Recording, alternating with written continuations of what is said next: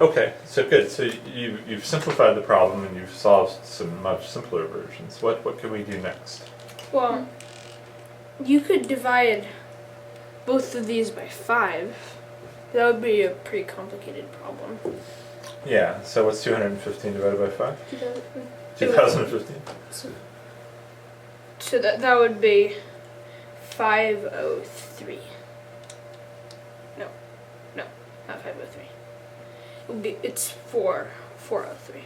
Okay, so are there 403 consecutive integers in which Exactly 3 are prime. exactly 3 are prime? Yeah, that's still a pretty hard problem. Well, let's see. It's certainly harder than are there 3 consecutive integers in which 3 are prime. So, well, maybe we could do 3 consecutive integers and 2 of them are prime. Okay. But that would get us right back to our. You could do these 3 consecutive integers, and 2 of them are prime. Okay, good. Are there other examples of that? Well, there's 5, 6, 7. Well, we actually don't know if there's infinitely many of these examples. Yeah. Because all the twin primes satisfy this. Right. And what's the problem? We don't know if there's infinitely many twin primes. Yeah, so this new problem that you came up with this time actually shows how quickly you can get to very difficult problems with prime numbers. Because are there 3 consecutive integers in which 2 are prime? Absolutely. Yeah. How many times does that happen?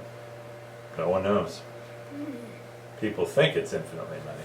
But that we haven't proved it. That has yet to be proven.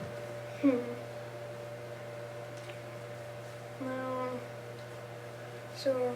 But that's a good problem. Well.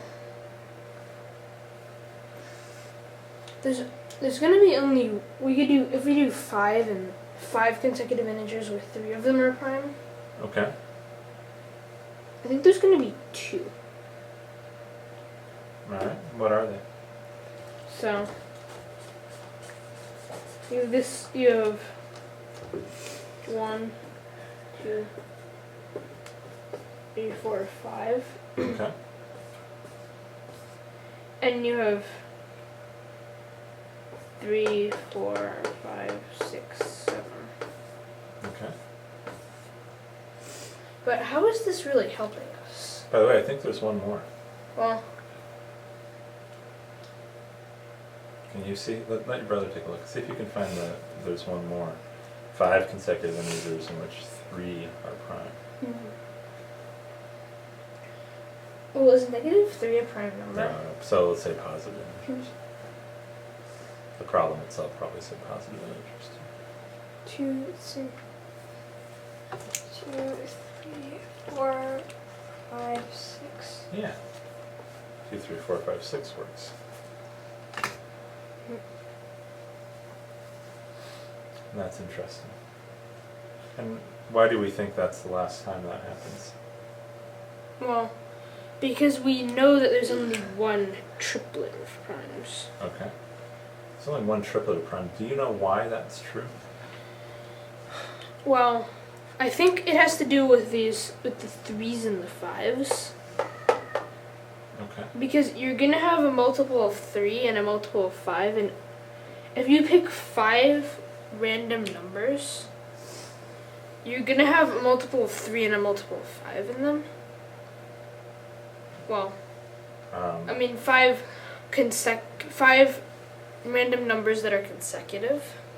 5 random consecutive numbers. You're gonna have a multiple of 3, a multiple of 5, and 2 multiples of 2, or 3 multiples of 2 in them. Okay. Yeah, you're on the right track. If you pick 3 consecutive odd numbers, There's gonna be a multiple of 3. there's going to be a multiple of 3.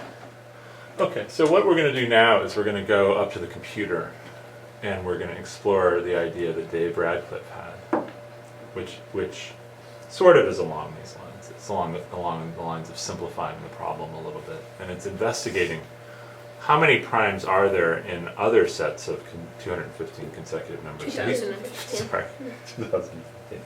Can't say that number right today. So he says, let's take a look. Let's take a look at consecutive 2015 consecutive integers. And let's see how many primes there are in them. And I got good news for you. Mathematica actually has a function that tells you how many prime numbers are in a set. So we're going to use that. I think that's a good function. Okay. Okay.